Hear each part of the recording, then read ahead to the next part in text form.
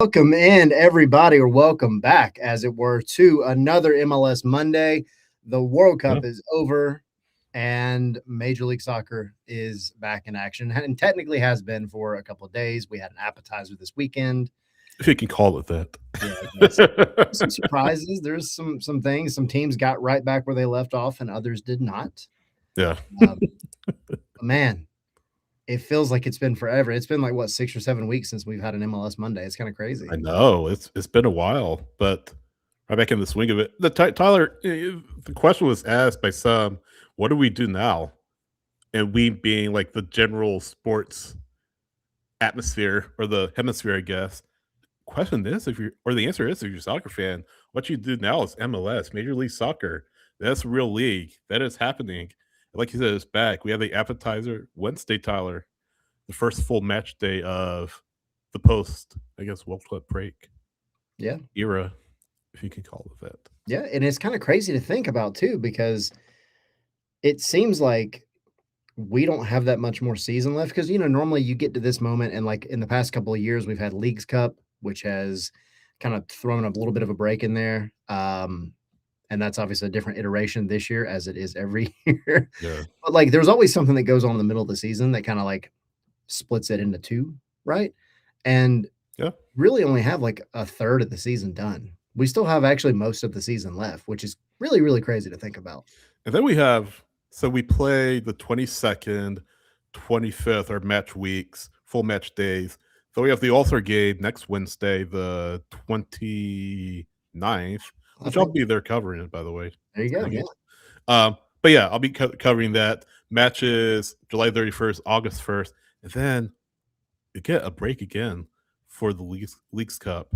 One team plays, or two teams play on August 8th. It's kind of weird. Like we just had this long break, and a few weeks from now we'll have another 2-week break. Just very weird, very disjointed Major League Soccer schedule, I guess. Yeah, it's kind of hard for anybody to keep any momentum, right? Like, yeah, and the good teams, they're going to be all right.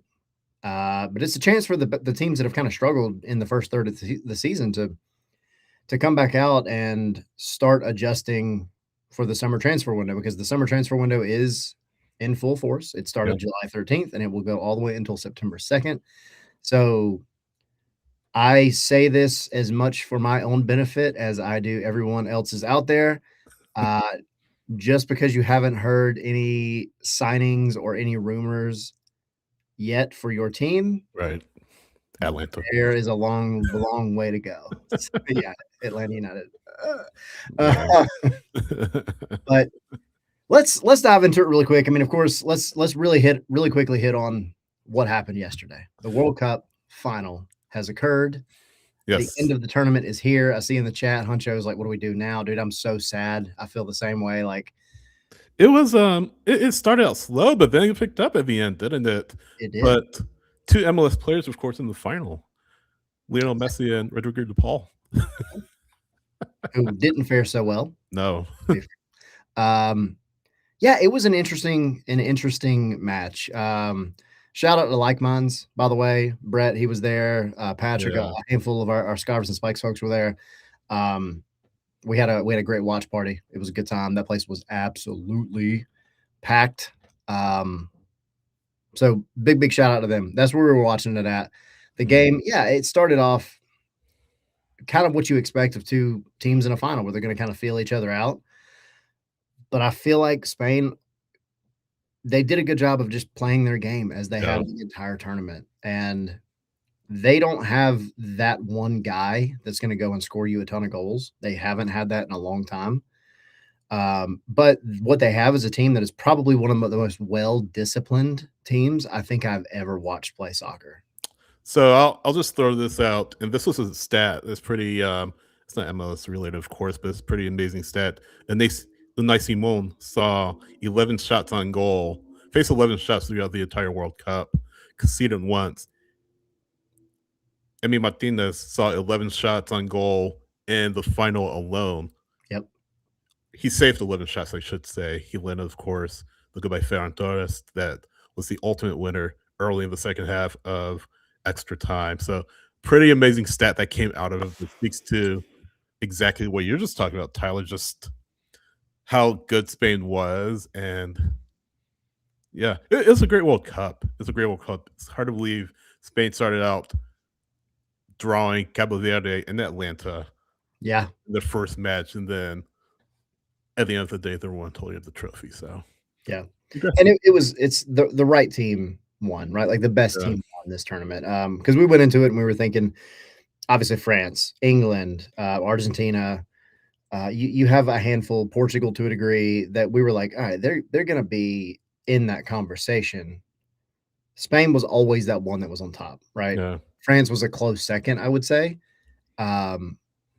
But this was the team that overall through the entire tournament, through every match that was played, they did the job. They handled business in every game. I mean, the one little speed bump is Cabo Verde here in Atlanta. Yeah. And it still showed their defense. And I hate the phrase defense wins championships. I despise it because I want to see attacking soccer. Goals help too. Yeah, but I will say, like, Spain, for all their defensive kind of acumen, they still created chances. And Yeah. and to your point about that stat, like, we knew something crazy was going on in, like, the 70th minute when Debu had already tied the record of saves made in a World Yeah. Cup. We're like, "Man, this game's still got 20 minutes at least." And then meanwhile, like, Unai Simon is over there having a coffee, like, on his side. Like, Doing he absolutely nothing. had to do nothing. Argentina ended up with 2 shots yesterday, none of them on goal, Mm. to Spain's 20, and then, of course, the 11, I think it was, on goal. Well, 12 because they had the That's one right, that yeah. went in, so 12 shots on goal. Yeah, that's bad. I mean, that's, like, so lopsided. So lopsided. So I want to kind of, and again, fair play to Spain. Congrats to the first title since 2016, second, or 2010, I should say, second in the program's history. So fair play to them. Also won the Women's World Cup as well. So congrats to them for holding both at the same time. But I want to kind of pivot to sort of the MLS angle. Of course, we mentioned Messi in passing. We mentioned DePaul, who are, of course, the two players that were featuring for MLS in the final. But I was reading this. It was on Matt Doyle's blog, Tactics Free Zone. Definitely subscribe if you haven't already. Excellent resource of MLS news, insight, and really soccer insight at large. So Tutu Rockman, I think that's how you pronounce it, did a guest post. And it's interesting because MLS totaled 8,196 minutes played during the World Cup, which is its best ever showing as a league. That's the sixth highest of any league across the world. Of course, the Premier League was number one, La Liga, Bundesliga, Serie A, Ligue 1, and then MLS was there in sixth. It's more than the Saudi Pro League, Turkish Super League, Eredivisie, the Netherlands, and then the championship was number 10. So MLS well represented, 45 players. That's a league record. Were in MLS. And Tyler, some of the names we throw out, obviously recognizable: Messi, Son, Matt Turner, Sebastian Berhalter. Those are some of the U.S. names. Tim Ream, Jaden Nelson. LA United fans, of course, Miguel Miron, Matias Galaza, who is now River. But you look at other players on this list, Mbuazi from Chicago, a big part of South Africa's World Cup. Lucas Harrington, one of the top young players in MLS today, in Australia's defense, starting and playing significant minutes in this World Cup. Petar Musa, one of the top strikers in MLS scoring for Croatia, was involved as well. Schaufelberg, one of the main players for Canada.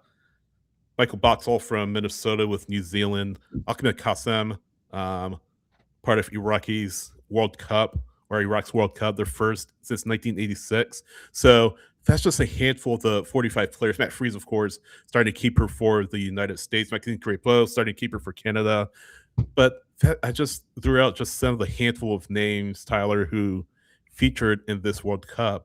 And then moving on to the knockout stage, 2,852 minutes played in the knockout stage. Both of that by Messi de Paul, of course, but then that's, I think, is a record for MLS, tenfold compared to 2022. So excellent post by Tudor Rahman on Matt Doyle's blog. Yeah. But he talks about that. He talks about MLS Academy alumni playing in the World Cup as well, featuring like McKennie, Richards, Pepe, Alexander Haas, all coming out of Dallas's Academy, and then Crépeau coming out of Montreal, Matt Freese coming out of Philly's Academy, etc. So I won't give away the whole bit right now. Go and read Tutul's guest post on Matt Doyle's tactics free zone that goes to IO. Yeah, it was crazy, but there was like a ridiculous amount. I think every match that we would turn on, especially in the first 2 weeks, it was like, oh, know him. Very familiar with him. We talked about him a few weeks ago on MLS Monday. Yeah. You know, and some of them definitely fared better than others. I think there's a little bit of this interesting dynamic that you've seen already with, for example, I'll throw it back to Atlanta real quick. Miguel Almiron and Paraguay. Yeah. They went into this tournament, obviously big underdogs. They made it to the knockout stage, knocked out Germany. But that game was dirty. Yeah. There were some dark arts that were thrown around. And then you see in Atlanta's first game back against Nashville a couple of days ago, some of the dark arts definitely, you know, Miggy brought it back home with him. And I thought that was it's not something you really see out of Miggy, right? Like Miggy's always been like big smile, go handle business. And it seems like playing with the national team and kind of having a little bit more of that role. I mean, he's had it for a while, but I wonder if this is going to be something that we see with Miggy as he continues forward. Is he going to keep that kind of personality? I mean, he played the ref like a fiddle. Dr. Miggy, we should call him. Had to. Like, played him like a fiddle. But it's just like, you know, I wonder what the experience for some of these MLS players, especially the ones that it was their first time, how does that change them? You know, how do they come back? Because we always talk about, you know, it's usually a fool's errand to go and try to make signings based on how a player does in the World Cup, because it's a totally different ball game. Right. But some teams are going to do it. Some teams are going to do it. It's already kind of happening. You already hear, you know, rumors and things. But what I'm more curious about is like the individual players. For example, Matt Freese, his last moments in the World Cup were tragic. Not good. Admittedly. So what does that do for his confidence going forward? You know? So it's just something to keep an eye on. I'm really interested to see kind of this next iteration of not just MLS, but soccer in general as the, you know, the big leagues get ready to kick off overseas as well. But for MLS to be the sixth most represented team in terms of minutes, or in terms of minutes, I mean, you're on the right path. Yeah.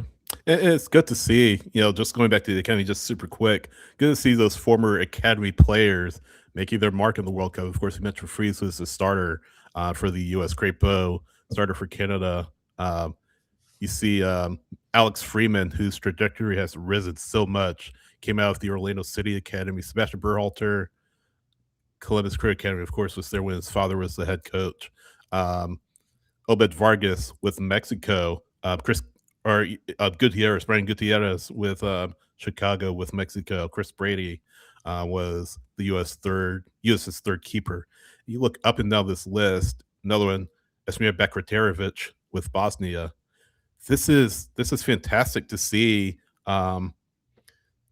MLS well represented, not just from its senior players, but with its, you know, academy products as well. I do want to ask you though, and I say this because Five Stars Carolina mentioned in the chat, the whole Thanks Where We'll Take It From Your campaign. Of course, that came out with some mixed reviews on social media. MLS or Fox played it during the World Cup coverage last week, I think around the quarterfinals, semifinals. Again, mixed reviews, a lot of questions about who this is for. I saw Joe Lowry from Backfield saying that MLS didn't do what it should have done to capture the momentum of the World Cup. And there's an argument that we can have pretty much all show long. I kind of am of the impression that they could have done a little bit more to promote the product. Although I heard that there are some local teams that promoted the product, promoted MLS. Atlanta United here was camped out of the Carrier Watch Fest. I know you were there several times, so I'm sure you saw it, Tyler. What did you think? Do you think MLS should have been doing more to promote itself during the tournament, or do you think that 100%. yes?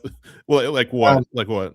No, I mean, I think you need to throw some money at advertisements. I mean, we watched the same like 8, depending on whether you watch Fox or Telemundo or whatever, the same 8 commercials over and over again.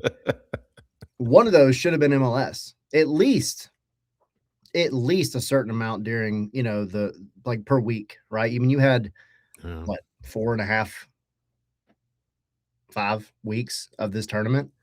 They had to do more. They really had to do more. And you can't rely on right at the beginning of the tournament, it being announced that you've got another superstar coming here, like in Robert Lewandowski going to Chicago, which we're going to talk about later. But like, you can't rely on those little splashy things. And what irritates me even more beyond that is like, do I expect that MLS is going to go and change its roster rules right now? No, they should have done it 2 years ago. But here you are once again in a position where you've been a significant part of a certain player's road, their path. And I'm just going to use the example of Hugo Kuipers. That is your leading goal scorer. That is your golden boot guy right now. And he is on his way out.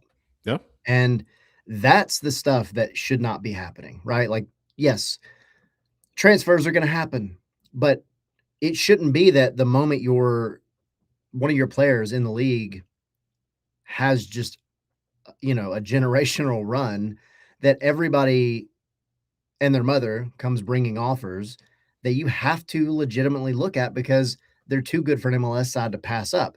Yeah. You should be able to pay these people more. You should be able to have this bigger. And again, that's a different topic, but it goes to the whole point of you can't just rely on the Lewandowskis coming in or the Sons or the Muellers or whoever to continue to take this league to the next level. You had the world's eyes on this country and the one north and the one south of it. And you didn't really push it the way that you needed to. It was honestly, and as deep in as me and you and all of our podcasts and our writers and everything, as deep in as we are, MLS became an afterthought entirely during this World Cup. Yeah. I'll say this about Kuipers. Greg Berhalter said that Kuipers asked for the move, which I get. But at the making more money. Yeah, absolutely. I mean, you brought in Lewandowski. I mean, he was always going to be the odd man out in that situation, right? But yeah, I mean, what are you doing from a league standpoint to make it more attractive for players like Kuipers to remain in the league, remain in MLS, really put down roots in this league? Because yes, you do have Lewandowski coming in. And yes, he's a global superstar. A lot of players know who he is, but yeah, it definitely may lend itself to, or it definitely does lend itself to, what is MLS doing to, like you said, keep players in the fold? And Fights Right Carolina saying not so much that he's leaving, say he went to Mexico, which kind of rubs salt in the wound in this whole situation. But even more than that, too, though, it's like I think this is an example of like, you got Lewandowski coming in. There is an argument to be made about Lewandowski he's getting old. Take that out of the equation. I know we have like cash first now. I know we have that transfer process, the interleague transfer process or intra-league transfer process. But like, this is a moment where you have to be able, like, I could name 15 teams right now that could use a Hugo Kuipers in Major League Soccer. And you're kind of behind the 8 ball already when it comes to these kind of transfers, because it doesn't matter about how much you're going to pay. you still got to fit them within the cap. So Yeah. it just throws a wrench in things. But he should have been a guy that stayed in MLS somewhere, Yeah. because teams need him. But instead, he's going to go down to Liga MX and be, honestly, I think, probably getting half the minutes he would have gotten here. Yeah, I'm trying to pull up just real quick Monterrey's League Cup schedule to see if they play Chicago. I know those involved are pretty anxious to see that happen, but they play Orlando City, so he'll face Griezmann in the group stage. Inter Miami, so he'll play Messi again, and then Nashville. So it's going to be some very familiar opponents to him. But then as the turn progresses, I don't think Chicago is in it, right? Because they went to the playoffs last year, right? I believe They're in so. League Cup. Yeah. The way that it's broken off, the way that it's set up this year, it should be all the 2025 They are playoff teams. So yeah. Imagine if we get a Chicago Monterrey knockout match. That'd be pretty interesting to see what he does to them. Yeah. Them. I'm curious if the move does for him what he wants. And yeah, I can't wait to see Lewandowski here. I mean, that's the other part of this whole conversation. Like, I'm excited he's here, but it's the Kuipers thing irritates me. So supposed to see him last week, but yeah, just the Canadians had other ideas. There's some wildfire out there, right? So we have again, as we kind of get everybody prepped and back into Major League Soccer. You've got games Wednesday, and then, of course, like Sydney said, Leagues Cup is starting in a couple of short weeks. As of right now, we have some title races going on here in the East. Atlanta just played Nashville to a 1-0 loss for Atlanta. And we talk about it on the Atlanta show. Atlanta played better. They still lost. They still lost. They have no room to make mistakes at this point. So that's a topic we have had and are going to continue to have. But for Nashville, they're 5 points ahead of Inter Miami. I do believe, I might be wrong on this. Do they both have? They're both at 15 matches played. Yeah, I believe they're the level on matches played with 15, so 19 to go. And then in the West, that one's right now it's a little more interesting because you have Vancouver at 32 points and San Jose at 32. Two totally different teams, by the way. Yeah. Bruce Arena's come in and done his thing. He's the technical director and the coach, or sporting director and the coach, whatever you want to call it. And he's got the guys in that he has wanted. He's making it work. And San Jose is one of the best teams in the league. And Vancouver still doing things. Look, they had a game hidden in the middle of this World Cup because they were playing in the Canadian Championship. Mm-hmm. The fact that Thomas Muller was playing in this game while the World Cup is going on in the same country is insane to me. Yeah. But I know that is the top of the West right now, and I think it's going to remain that way for most of the season. San Jose, by the way, has a DP slot available. Well, could have two, because I think they're still trying to figure out what to do with Hernan Lopez. What a luxury! I know he's still kind of floating around. I think he got sold. No, he got sold to Argentinians Junior, so he's off their DP slot. But they have Vienna, of course, as a DP, and then they have two more slots, two open slots there. They have two open U22 slots, so they could either go 2 DPs, 4 U22s, or 3 and 3. So very interesting what Bruce Arena does there. Vancouver, they're 2 DPs, Golden Mueller, of course, but then they have a U22 slot open. So there's still room for Vancouver or San Jose to make some moves to strengthen their own rosters and potentially not only strengthen their status on top of the Western Conference, but potentially make a push for this Porter Shield. So these are going to be interesting times. Vancouver, of course, fortunately worried about potential relocation. But then San Jose, what does Bruce Arena do? And we talked about Steve Cangelosi the other day before the Nashville match. who does Bruce Arena come to ownerships and say, hey, this is the sort of player I want for this team as we look to continue our run of form, as we look to stay in this run that has gotten us to our best start in the while, because this was a very bad team over the past couple of years. And he's been able to, like you said, Tyler, elevate this team. Werner, of course, is the star, but he has so many bit players on this team as well. Nico Sugiris is one. You know, just so many players that you don't really know. Daniel Muni,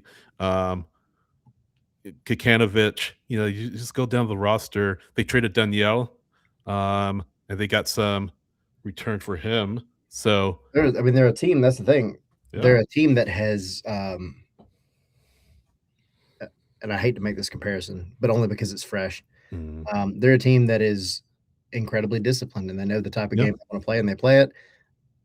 Spain, but Spain has names that everybody knows. And that's the thing, like you're saying, you've got guys on this roster that outside of certain bubbles you might not know. You might not have ever heard of before unless you're just locked in. Yeah. But they're playing great football right now, and they're doing the job. And whatever he's selling, all of them are buying for sure. Yeah.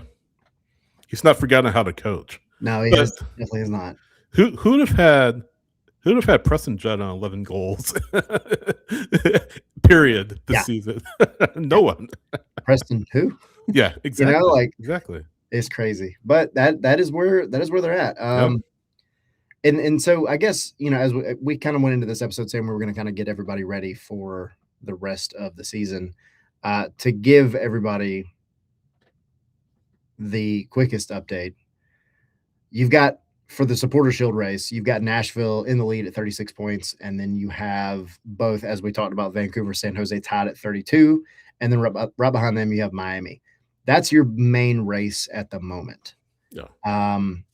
For the Eastern Conference, Nashville, Miami. Right behind them is the aforementioned Chicago Fire. Ziggy saying down in the chat, no way Lewandowski scores more than Kuipers. And then talking about on the name.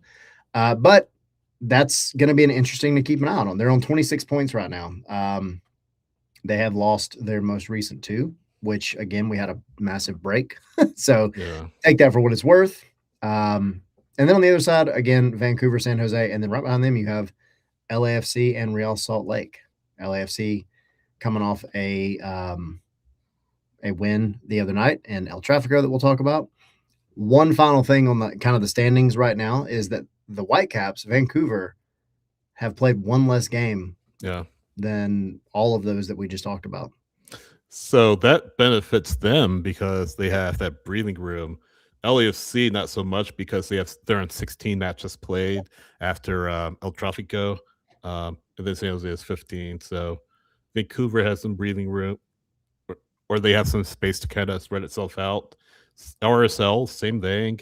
Dallas, I mean, I don't know. I think it's Vancouver, San Jose right now. I don't know about LAFC. They could make a push. I don't know about RSL Dallas unless they had some parts. Yeah, I agree. Yeah. So that kind of puts us on the current moment, and I say current, I'll include this past weekend because, again, we did have some games. El Tráfico was one. Atlanta Nashville was another.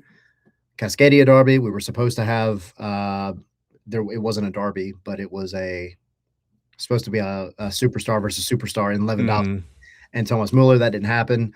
But we just got done mentioning El Tráfico, so let's talk about that. LAFC won 3-0 over the Galaxy. Son Heung-min, and this is weird to say, finally hit the back of the net. Is he back? I mean, he was never gone. Yes, right. He had what was it, 9 assists or 7 assists though, in league play so far this season before this. But you need your guy hitting the back of the net. And LAFC started off kind of flumpy, and then they've just been kind of up and down. Their defense was winning them games in the beginning of the season, and then that didn't really pan out. So I'm curious to see if you get Son back flowing again, does it really, really unlock this LAFC side? Was it their defense, or they just couldn't find the net, I guess. So you know what I mean? A mix of both. Maybe both. Yeah. I mean, we haven't mentioned. Yeah. I mean, this is. I mean, it's a Galaxy. So, what do you expect from them in the first place? And they're in ninth right now, so they aren't out of it, but they're still. That hurts, Tyler, because that's it's supposed to be the Galaxy's town, right? And now you got LAFC, the new kids on the block. I guess they're not that new, but they're not the legacy club that the Galaxy are. They're the charter club that the Galaxy are. And you go into Dignity Health Sports Park, you go to Carson, and you get 3 goals dropped and you score none. I mean, this is not what you want, of course, if you're the Galaxy. And questions still are going to be asked about Greg Vanny and his tenure with the Galaxy and how long it will The last. extension that he was given for a lifetime. Yeah, exactly. So like Ben Olsen in at DC in a few years back. Yeah. But yeah, they need him clicking. They need Blanca clicking. Blanca's 7 goals, 2 assists. You know, Mark Dos Santos. You've mentioned the Lamborghini analogy, getting the keys to the Lamborghini and not crashing it. Well, he's not done the best job of keeping it in the lane. So I'll say that he's not crashing. He's not totaled it. He's got some dings on it. He totally hit a speed bump at about 80 miles an hour. Yeah, he's got some dings. He's got some dings, but it's a needed win for LAFC. They beat Seattle before the break, but they before that, you go back before the break, before that Seattle win, they were winless in 4. You know, a draw and then losses to Houston, St. Louis, and Nashville. And people were saying, you know, is Mark Dos Santos going to last this season? We had the conversation on this show. Yeah. And that's it just speaks to the level of expectations that are at LAFC. You know, they aren't just going to settle for like 4th place in the West. They want the trophies. They want the top of the league. They want the supporter shield and all of that. And they, hopefully for them, can get Son going, get Blanca going, and get back to the level of standard that they expect for themselves, because 4 winless isn't going to cut it. And they started out, like you said, good. They started out winning their first 4 matches and going unbeaten in their first 6 without conceding. Yep. And that's a distant memory now. But hopefully for LAFC, this can be sort of the kick in the pants, I guess. They bought to themselves get going in the beginning of the season because they had that fall off for a little bit, but they're still sitting in 3rd place in the West. So like, you know, they had some struggles though, and I think had they not give themselves that boost in the beginning of the season, we would be having a very different conversation right now. Meanwhile, LA Galaxy, they're sitting at the play-in game spot for the playoffs. Now, playoffs are a long way away. Yeah. And I never really like talking too much about like, oh, they're going to get in the playoffs or not at this point in the season. I only bring up the place because that's the cutoff, right? Like that's your chance to either be in the playoffs or not.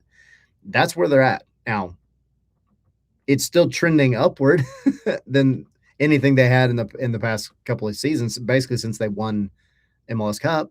And then right before that, Ricky Pooch tore his ACL and then tore it again. And it's just been a rough go. But I will say, like, from a neutral perspective, I always love El Tráfico. It is, in my opinion, the best derby in MLS. It really has the most stakes behind it. You feel it every single time they play. But this one, I mean, the Galaxy got played off the pitch, and looking at the game on paper, not taking into account how LAFC's form was before the World Cup and everything else, the scoreline and the result is fair. Galaxy fans aren't going to want to hear that. Galaxy's making changes right now too that kind of didn't make sense. And Gabriel Peck, like, you're moving on from players, and you don't really have anybody that's going to do anything remotely close to what you've gotten in the past. Now, you might be looking at it from a front office perspective of we can't do any worse than we did, last year. Right. But I just feel like their summer transfer window to me in Major League Soccer is going to be one of the most intriguing because I feel like it's either going to set them up and get them kind of back where they want to be, or it's going to tank them for another couple of years. Yeah, because who comes in to fill that DP slot that Peck left open? And it feels like, I don't know the whole story. It feels like he asked for the move to Brazil, back to Brazil, because why'd you go from MLS to Brazil? I mean, at 25 years old, he maybe just wanted to go home, but I feel like they could have done a little bit better. I guess they got a record fee for him, but yeah. Sometimes you just gotta make changes. You got to give people a change of scenery. I mean, we talk about it here in Atlanta. If your designated players aren't producing, then you've got to figure out a way to move on from them. You have to. And that being said, this does leave the Galaxy pretty bare bones. No offense to the rest of the squad, but like you don't have that name anymore that's still playing. So really, really curious to see where the Galaxy goes from here. Yeah, you have Klaus, of course. You have Paintsoul, who has underperformed. Klaus has 5 goals, but you need those guys you need your DPs producing, like you said. So I think from there, let's go north a little bit. We had El Tráfico, but before that we had Cascadia Derby. Whew, man. That did not go the way I thought it was. No, it did not. At all. This was between Portland and Seattle. Portland obviously having their own set of changes during the World Cup break. We've had some changes in the hot seat. Yeah. And you've had a Portland side that has just kind of been mediocre, honestly, for quite some time now. They dropped 5 on Seattle in Seattle. And that's what's crazy. Like, I think I had flashbacks because, correct me if I'm wrong here, but when the U.S. played Belgium, they got knocked out. Was that at Lumen Field? Yes. It was? Okay. Yes. Yeah. Thinking something was left over. Yeah, clearly. Clearly something. Seattle did not get the memo. But, yeah, 5-1. I mean, you got Portland with kind of an interim coach. And they're bringing in, correct me if I'm wrong here, but it's Marty Cifuentes? Yeah, Marty Cifuentes. Yeah, former Queens Park Rangers, Leicester City head coach. So, new coach bump or interim coach bump, as we would call it, I guess. But to drop 5 on your rival in a derby in their house. On their 50th anniversary celebration, too. Don't forget that. Yeah. They're honoring, I guess they're honoring their all-time 50th anniversary team that night. This was supposed to be the big night. This was supposed to be, you have Portland in town, your arch rival, and then to get 5 put on you, man. That's just horrible. What a horrible night for the Sounders. Craig Wable is under a lot of heat because here the Sounders sit at 7-4-3 on 24 points, which half the teams in the league would kill for that. But in Seattle, that's like you're 5 points above the playoff line. You're 1 point out of a top 4 slot, and that's not good enough. It just isn't. Or 2 points out of the top 4 slot, I should say. It's not good enough in Seattle. It's just there's a lot of blowback. There's a lot of, well, I don't want to say a lot, but there's questions to be answered about this team. There's definitely some concern. Yeah, no, there is because the Sounders aren't supposed to lose to the Timbers 5-1 any day, much less your 50th anniversary celebration. And is also coming off the World Cup, a successful World Cup run of matches at Lumen Field. So even though the U.S. lost to Belgium on that pitch, there's an era celebration.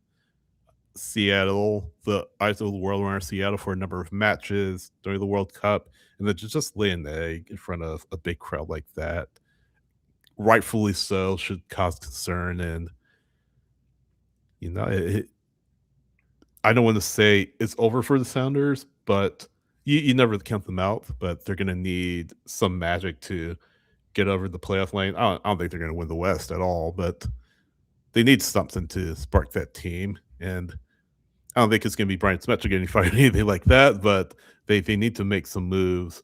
Um, they have two U22 spots open. Jordan Morris isn't performing. Pedro de la Vega has never performed really. I guess what's the next step for the Sounders coming up here? I think if you're the Sounders, you kind of have to start looking to MLS 3.0 sooner than later. Mm, You've got a guy in Paul Rothrock who I think you could. I'm not going to sit here and say build the team around him. yeah, I think he's going to be one of those that you have to lock in and say he's going to be a crucial part. The rest of them, to me, Jesus Ferreira has been an absolute bust since yeah, that transfer happened. What, the beginning of 2025? yeah. He's just not done the job.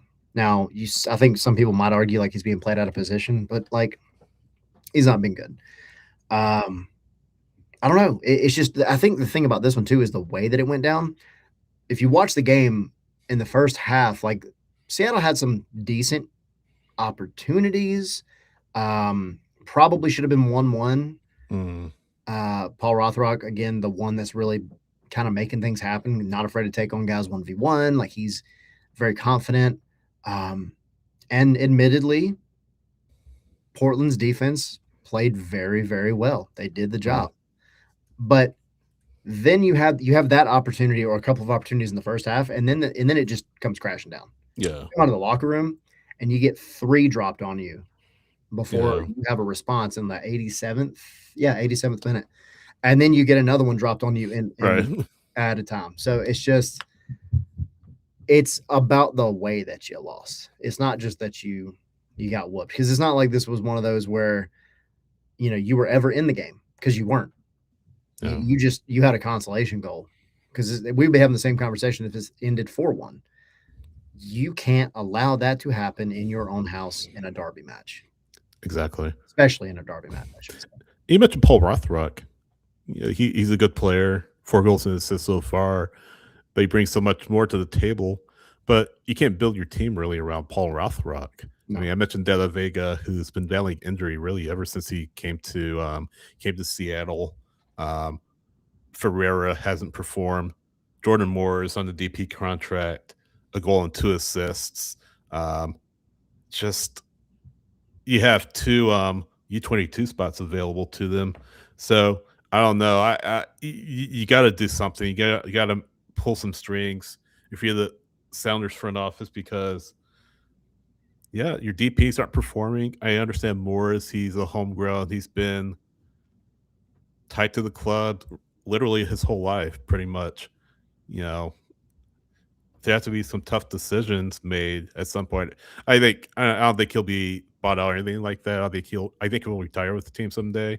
But you got to have some decisions about him and his DP contract. Does he deserve a DP contract? Because it's not paying off. He has 5 goals, 2 assists last year. Was injured, as a goal and 2 assists. De La Vega, same thing. I think you have to discuss maybe buying him out or getting something for him. These are tough decisions for the front office to make. Do they make them? And again, Paul Rothrock is great, but Paul Rothrock can only get you so far. So, yeah, for sure.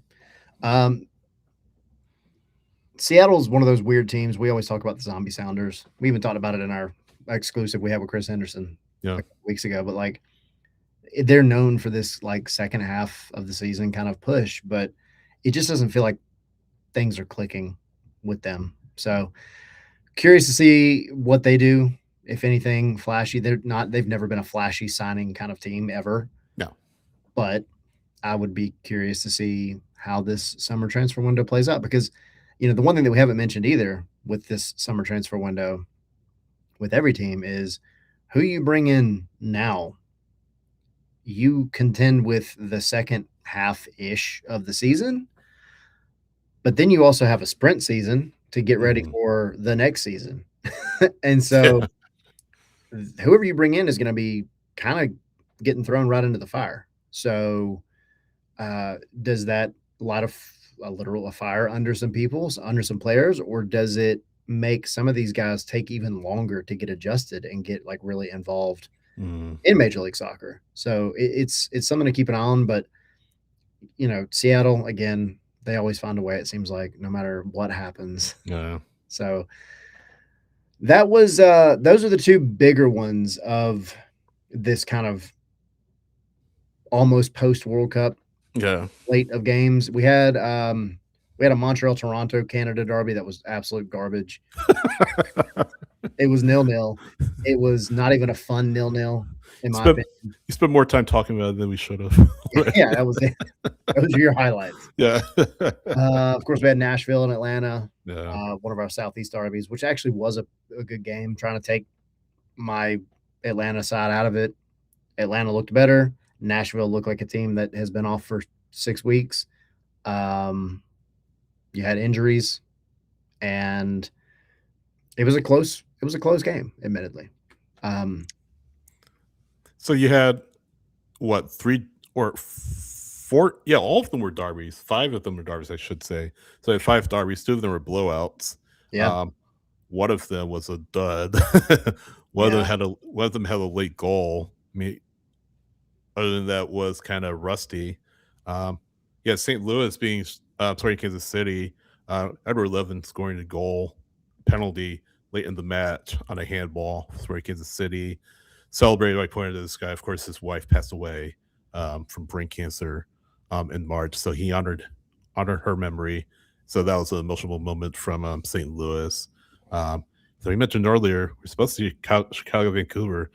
Supposed to see Lewandowski versus Mueller. That would have been a box office moment for MLS. But then, sure enough, you had air conditions in Chicago due to the literal fires going on in Canada, canceling the match, postponing the match. So, yeah, that was I think the one most people, and I think MLS from a hype perspective was most excited about because of it's Lewandowski, it's Thomas Mueller. Like that's a fun game, right? Yeah.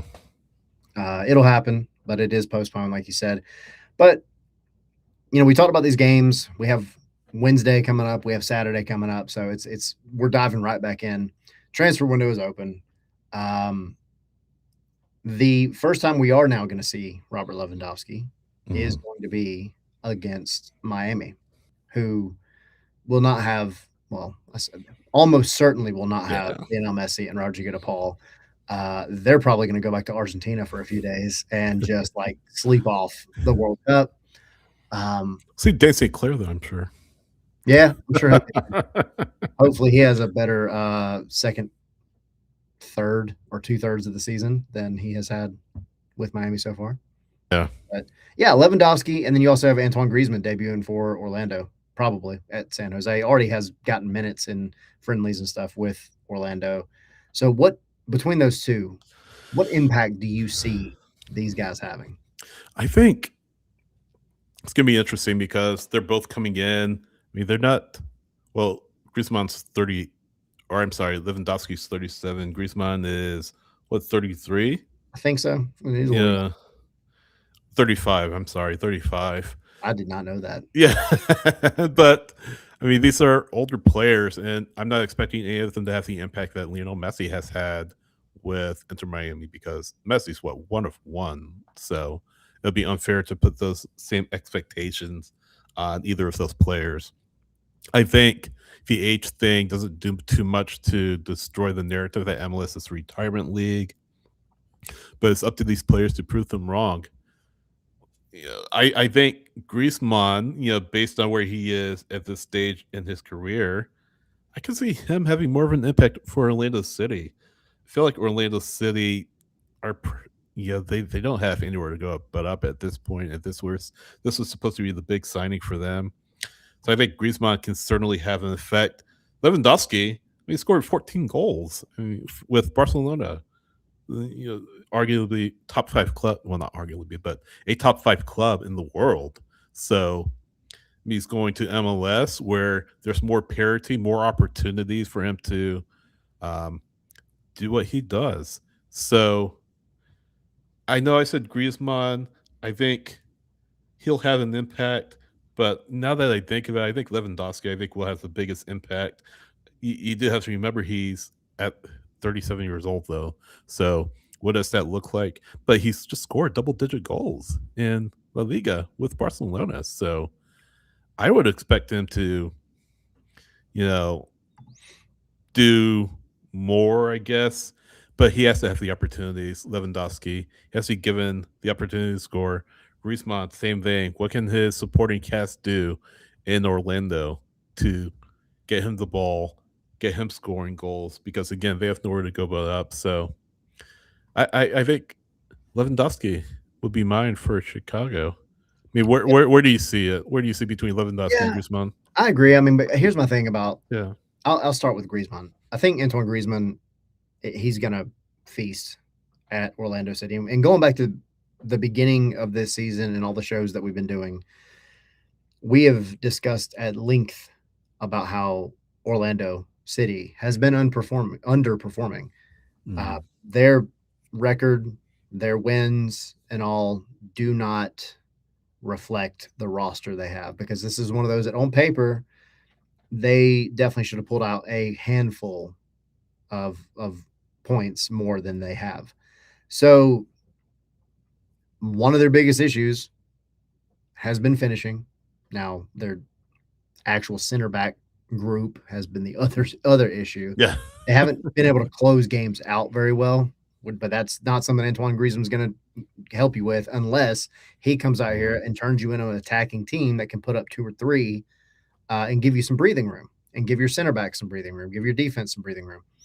I think that's where he's going to really, really help turn the tide for this Orlando team. And I really do think that I think they end up into the playoff spots. I'm not saying they're going to go flop to the top of the East or anything, but he's class. He's going to do the job. Yeah. Lewandowski is one of the just stone cold killers of finishing game. One of the best that this game has ever seen. That man will twist his body into a pretzel and still somehow put the ball at the back of the net if you give him just a semblance of service. Yeah. And in Chicago, we couldn't say this in the past couple of years with Chicago, but you have guys there that they're going to put the ball in. They're going to feed. That's why Kuipers has done so well this year, because he's had service. You have Al Selassie, who's doing a pretty good job. You have Philip Zinkernagel, who's killing it. I think he has got 6 assists on the season so far. Our good friend Andrew Gutman, we know from time in Atlanta and what he's done at Chicago, he is very unafraid to get all the way to the end line and send in a ball for a prime target in the box. Yeah. Robert Lewandowski, if he gets anything similar to the service that Kuipers got in the first third of the season, Lewandowski, I think, I'll give you my hot take. All right. Even though he's only going to have 2/3 of the season to do it, I think he ends up in top 5 Golden Boot. You think so? Yep. That's gonna be a tough go. So you think he scores? They'll put him like what, 15, 17 goals, right? Yeah. I think he does it. I don't know. I think he does it. It's a hard hill to climb, to be Just like honest. you said, he just got done knocking in 14. Yeah. In one of the toughest leagues in the world. He'll score double digits, I think. He'll score double digits. I don't think he'll have any trouble hitting 10 goals at least with Chicago. I'm excited. We both agree on it. Yeah. Very excited to see him here in the league. Yeah, like you said, it doesn't do a lot for the whole retirement thing, especially if you're getting rid of Kuipers. But like at the end of the day, I think seeing Lewandowski here, I will say it was weird out of all the teams, Chicago. But I think he's going to fit Chicago, though. I think he's going to fit what Berhalter's trying to do up there. I agree. Intriguing move. Yep. The other one that we haven't talked about, keeping it on Chicago and then Monterrey, is one Diego Rossi. Oh, Columbus, though, right? You said Oh Chicago. yeah, like going to Monterrey, transfers out to Monterrey. Yeah. Um, They get an assist. Rossi did already, right, with Monterrey. I think so. It was an $8 million transfer. Yes, Columbus out to Monterrey, and then of course we're talking about Hugo Kuipers, who's also going to Monterrey. I it's another one I hate for all the same reasons I mentioned about Kuipers. Diego Rossi here left, came back, now he's leaving again. Yeah. Diego Rossi is a good player. He's a player in Major League Soccer that you want to market. You should market. You should have marketed more. And now he's on to, I don't want to say bigger and better things, but Yeah. I mean, he's going to play for a team that perennially is pretty freaking good. If we see a Columbus, well, we won't see Columbus Monterrey because Columbus isn't in. Yeah, Up. They didn't make the playoffs last year. it's another one that now Columbus being kind of in that weird flux that they're in.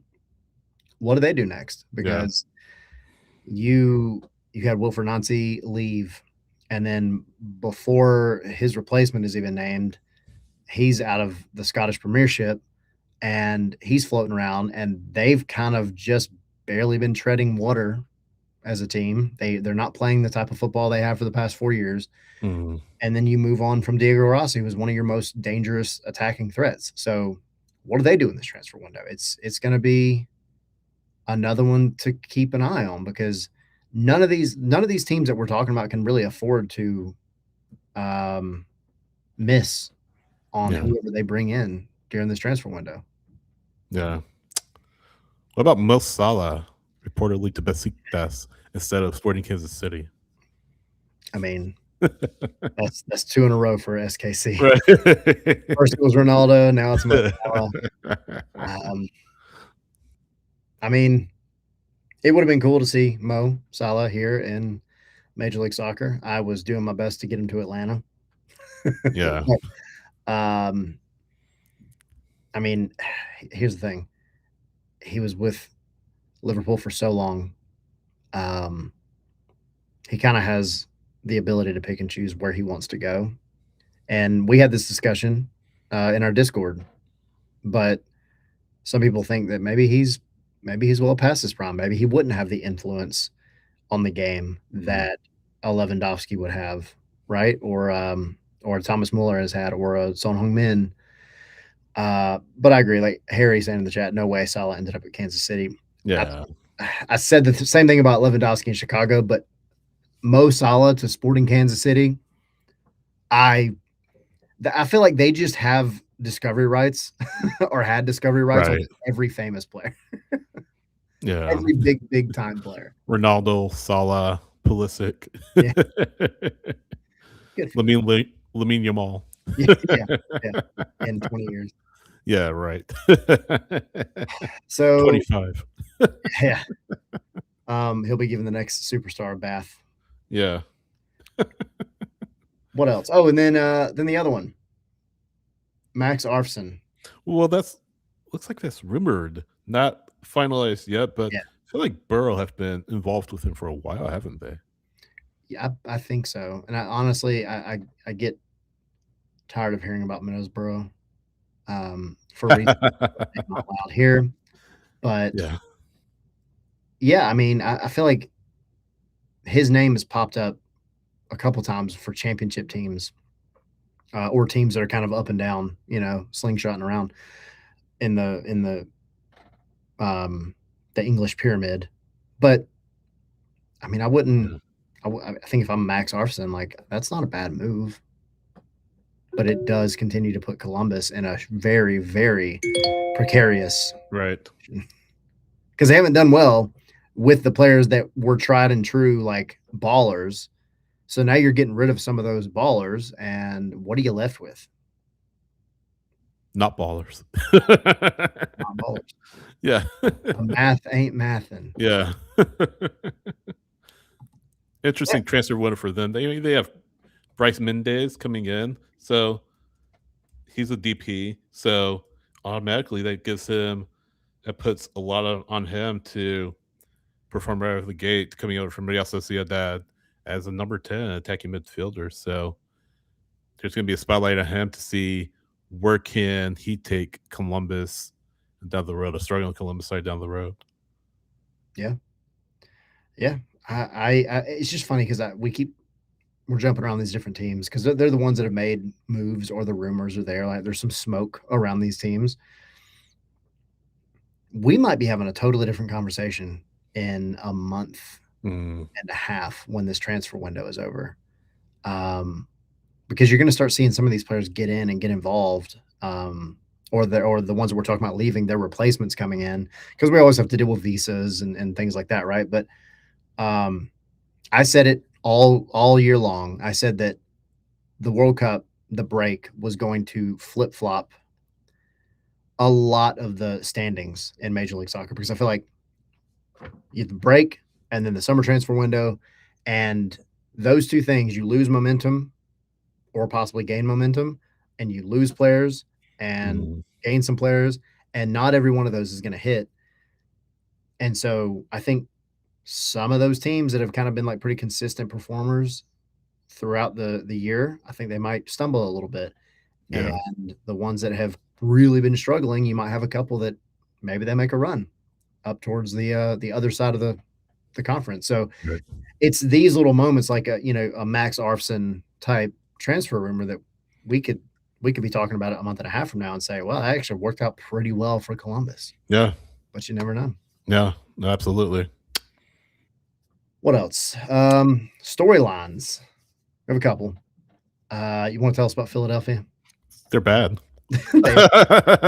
Montreal-Toronto game. It was bad. Yeah. Philadelphia's bad. They have a new head coach, interim coach, Ryan Richter. It's been around the union organization for a little bit, so they have that going on. We're to San Jose, Vancouver. San Diego's struggling. Year 2 is not going on to a good start for them. So San Diego, they play Colorado on Wednesday, so we'll see what happens there. And then Philadelphia plays the Red Bulls, so I-95 derby, if you will, Wednesday as well. Philadelphia is intriguing because, of course, they won the Shield last year. They fired their head coach, Bradley Carnell, and now they're looking to do something to get themselves back on the track. I don't know. Yeah, so do something. Yeah, exactly. Win a game. Yeah. I mean, it's wild how much they've struggled. I mean, I guess it's not that wild when you blow up your whole roster. Yeah. And then end up at the bottom of the table. Right. And I get that you do really well, you win a supporter shield, whatever, you win some silverware. Yeah, you got to adjust some roster things. Every team goes through it. But you just dunked on your entire roster and then expected what? Kai Wagner's coming back though. Yeah, wow. Wow. Right? Blast from the past. Yeah. Crazy. Yeah. Let's see. What else we have? You want to hit on you talked about the World Cup homecomings with Berhalter and Peter Musa and a few others. Leagues Cup is indeed around the corner, August 4th to September 6th. It was all Liga MX teams and then the 2025 MLS playoff teams.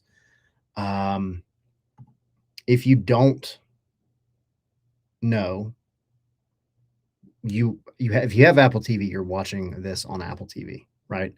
But you can also watch it on Univision and Fox Sports throughout the entire tournament. Univision they'll air 16 matches, and I'm trying to see, Fox will have 14 matches. Not going to talk about what Canada is because we're not living in Canada. Yeah. But you got a few bangers in there. I think the ones that Leagues Cup called out in their press release today or yesterday, whatever it was: Toluca, Seattle, Club America, San Diego. That's a big one. I think that'll be fun. Miami, Monterrey, Cruz Azul, New York City, Tigres, and the Whitecaps. Those are just some of the big time ones. A little bit of a different iteration, like I said at the beginning of the show. This is a little bit different than they've done every year. Leagues Cup has not remained the same since it was brought about. It's changed every year. Yeah, they're always coming up with some way to change it. All the teams, not all the teams, Open Cup teams and not Open Cup teams. But this is where we're at. So you're going to get a couple of weeks here of MLS, and then you're going to have Leagues Cup and kind of mixed in with some other MLS play. It's like you said earlier, it is very much a fragmented Major League Soccer season, and it's something that the coaches or the coaching staff, players are going to have to deal with. And it starts back on Wednesday. It does. It's a full slate. Every team plays on Wednesday. All 30 teams play on Wednesday. So, sure, our friends at MLS on Apple TV will be having a lot of fun on Wednesday, going from match to match or bouncing around, as Kevin Egan calls it. Yeah. A lot going on. Do we want to talk about our matches to watch? Just Do you have about to anything say, else? Let's hit on our matches to watch. I was pulling them all up. We have 1, 2, 3, 4, 5 at 7:30 on Wednesday. We have one that kicks off at 8:15. That's the Atlanta Charlotte game. Mm, We have 1, 2, 3, 4 at 8:30 Eastern, one at 9:30, and then the other 4 are at 10:30. So, was there a particular one or two that stood out to you? It's familiar with Chicago because it's Lewandowski first appearance was the Chicago Fire. I think that's mine. And I feel like you could pick from others, but I mean, Lewandowski in a Fire uniform or Fire kit is my pick. What about you? What do you got? Yeah, I mean, I think that's definitely the big one. I think San Jose, Orlando. That last match, well, one of the 4 10:30 kickoffs, Griezmann, and the San Jose side that we just got done talking about earlier that has been really, really good just because they're a well-disciplined team. So, yeah, I mean, I think this will be a chance for San Jose fans to see, like, how does that team stack up against the big new kids on the block? I think that one would be a good time. Yeah, I think so. MLS After Dark. I mean, you never know what happens after Yeah. MLS After Dark. I'll throw in probably what is gonna be one of the better games, actually, and it's not just because it's Atlanta, but Atlanta-Charlotte, it is a derby. Atlanta figuring stuff out, Charlotte making some moves that we did not talk about as well. Who they won't affect this game though. That's the thing. But it's a derby, and it's a derby just like this Nashville one that just happened. That these fan bases do not like each other. Yeah. So that's always the secret ingredient to a good match. Drunk uncle game is the Philadelphia Union New York Red match at 7:30. That could get interesting. I think that one, like, somebody's going to end up in a river. Not literally. No, but maybe. Which river? The Delaware River or the Hudson River? Both simultaneous. Both at the same time, yeah. So, yeah, those are your matches to watch. This was fun. We should do it again next week. We should do it again. Or sooner. Who knows? That's the name of the show. If y'all don't know, we've been doing a lot of, obviously, World Cup content, but if you are watching this and you are one of the many, many new subscribers, listeners, followers, whatever, go join our Patreon, patreon.com/scarves and spikes. Get you into our Discord, get you a lot of extra content that we push out, mailbags. I literally helped record a mailbag. You did the Irish exit and I did the Irish hello the other day when we were doing a mailbag, and I recorded with Tommy literally on MARTA all the way back home. Yeah. But no, lots of good content, but it gets you into the Discord, which is a great time. We have a lot of great conversations that go on in there. So definitely join that, patreon.com/scarves and spikes. For MLS news, well, not just for MLS news, for Atlanta United news, analysis and opinion, go to scarvesandspikes.com. Of course, cover Atlanta United all day, every day. If you're watching on YouTube, please like, subscribe, and share our content. Hit the bell so you know whenever we're live, whenever we post a new video on our YouTube channel. If you're listening on Apple Podcasts or Spotify, you have not clicked subscribe already, please do so. If you've been listening for a long time or you've been listening for the first time, leave a like, leave a review, leave a comment, let us know what you think. We read every review, we read every comment. So, yeah, let us know how we're doing. Let us know how we can be doing better. Let us know we're doing well. We do take that all into account. Atlanta United takes on Charlotte on Wednesday. We'll be covering that, of course, as well. And as Tyler said, support our coverage on the Patreon, patreon.com/Scarves and Spikes. A lot of great benefits for our Patreon backers as well. Anything else, Tyler? And why go to scarvesandspikes.com and enter your email to get our newsletter.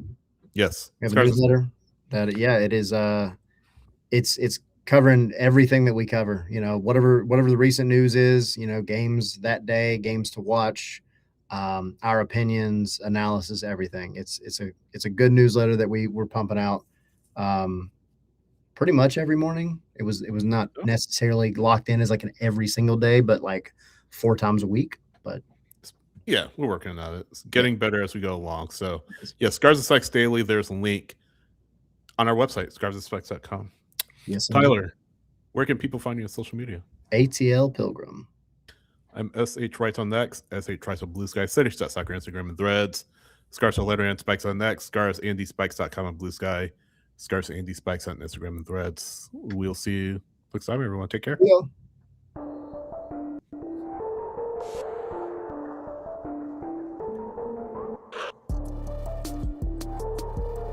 It feels weird to be back to MLS Monday.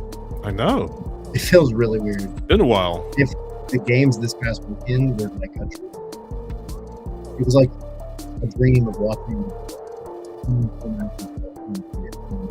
We're gonna turn the music off because I can't really hear you well. I was just about to go on. But the thing is, MLS is back. Thankfully, it's not that godforsaken tournament from 2020. And the World Cup, it was all about the friends you made along the way. So yes. Now we get back to the grind. MLS is back. MLS is indeed back. Make some signings, Atlanta United. Let's go. All right.